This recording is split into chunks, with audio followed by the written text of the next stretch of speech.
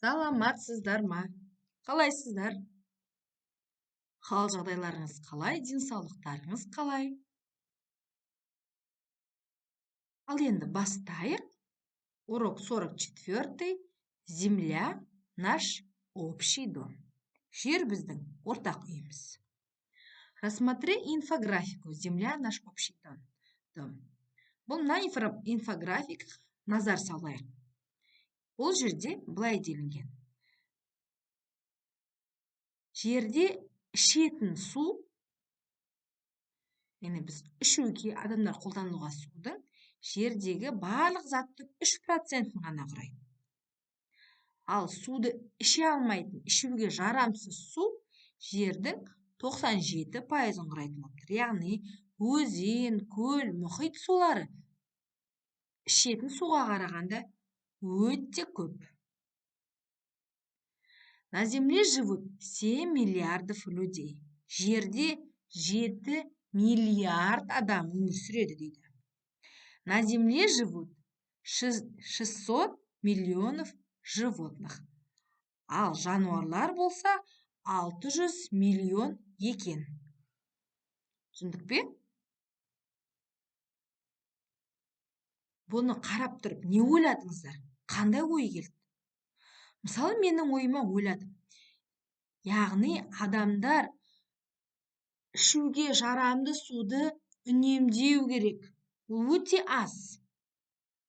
Біз мұхит суларын, теңіз, өзен суларын іше алмаймыз, қолдана алмаймыз. Сондықтан бізге ішуге арналған суды үнемдеп қолдануымыз қажет. Ал мынаған қарап тұрып, мен не ойладым? Яғни біздің жерде 600 миллион ғана жануар бар. Ал адам 7 миллиард.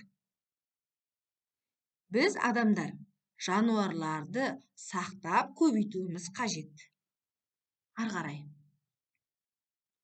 Упражнение 2. Сказка о земле. Жер туралы ертегі. Природа сотворила чудо. Создала планету Земля. Земля – это наш общий дом, территория, на которой живут люди, животные, птицы, насекомые, рыбы. Растут леса, цветут луга, текут реки. Біздің табиғат жер планетасы пайда болған екен. Жер планетасы біздің ортақ үйіміз, ортақ мекеніміз. Бұл жерде адамдар, жануарлар, құстар, жәндіктер және балықтар да өмір сүреді. Ормандар бар.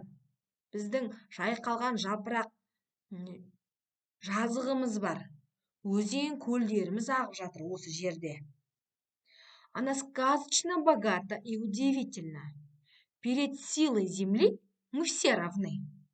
А когда на земле царит мир, взаимопонимание, она становится еще прекраснее.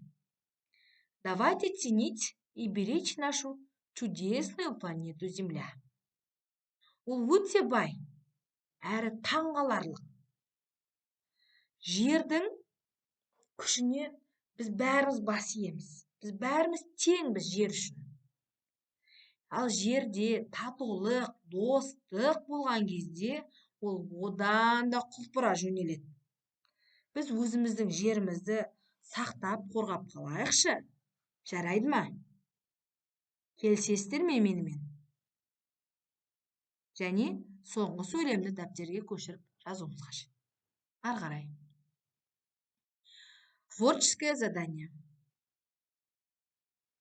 Бұл жерде мынандай тапсырма берілген екен. Жер біздің ортақ үйіміз дегенге сурет салуымыз қажет. Яғни біз өзіміз мектебімізді салып, мектебіміздің суретін саламыз да, және соның қасына, соның артына, жанына қандай фон сурет салар едің? Яғни табиғат туралы. Мысалы, мен қасына отырғызылған ағаштардың, отырғызылған гүлдердің әдемі жайқалып өсіп тұрған. Оларға су құйып жүрген балалардың суретін салар едім. Сіздер де салып көріңіздер. Өсімдіктерге су құйып жүрген балалардың мектептің жанында. Және тазалап жүрген балалардың суретін салуға болады сол жерді. Тағы да қандай ойларыңыз бар? Табиғатпен біздер қоршаған табиғатымызды қалай көрсете білсек, жайқалған ағаш, жапырақ, жеміс ағаштарын да салуға болады. Сіздер де өз ойларыңызды жазып, оны үй тапсырмасы ретінде суретін салыңыздар. Мен ары қарай жалғастырамын.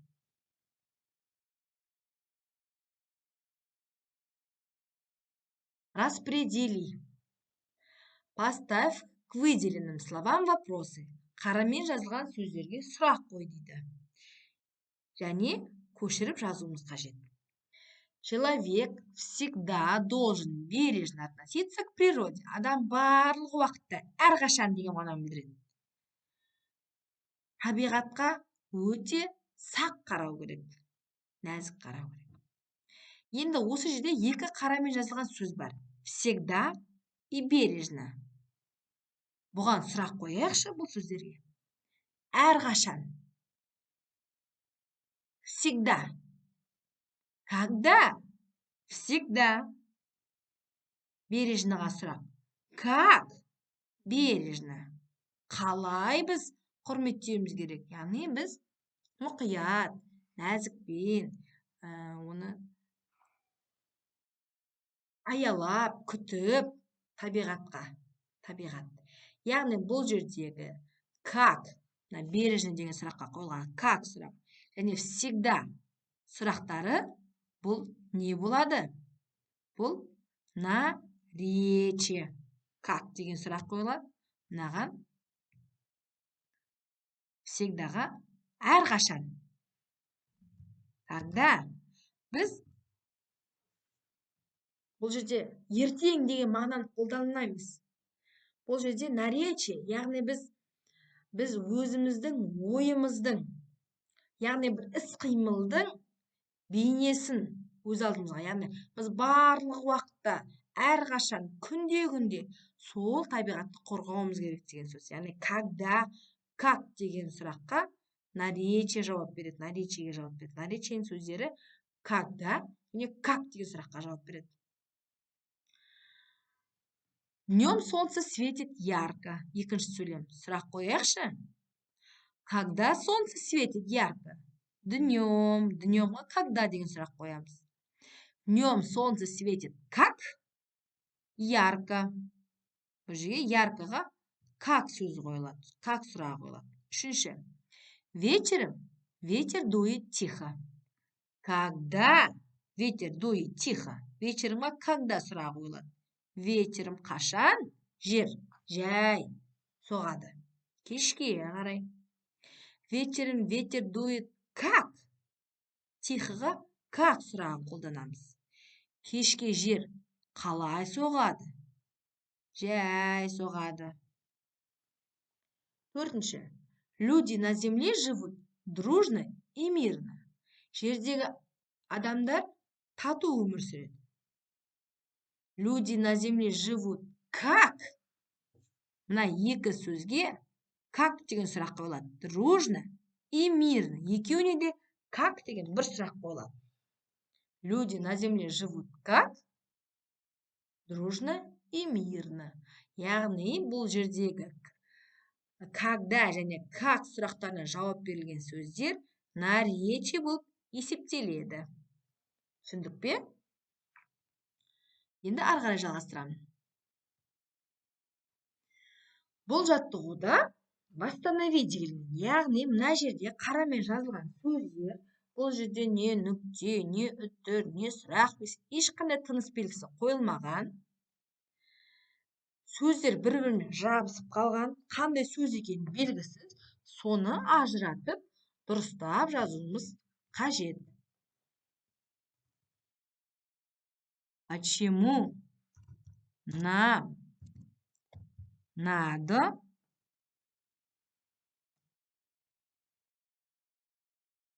беречь землю? Біз неге жерді қорғауымыз қажет деп сұрақ қойылып тұр. Сұрақ белгісін қоямыз. Келесі сөйлемді бас әріппен жазамыз. Она нас кормит, поет, согревает,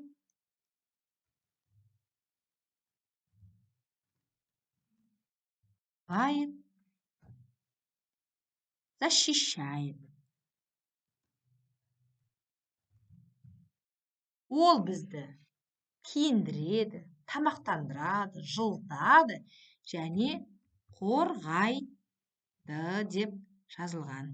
Мына жерге біз нүкте, сұрақ белгісін, үтірлердің барлығын қойып, сөздерді бөліп, дұрыстап жазып шықтық. Түсінсек, осымен осы бүгінгі жаттығулар аяқталды. Сұрақтарыңыз болса, комментарийға жаза кетіңіздер.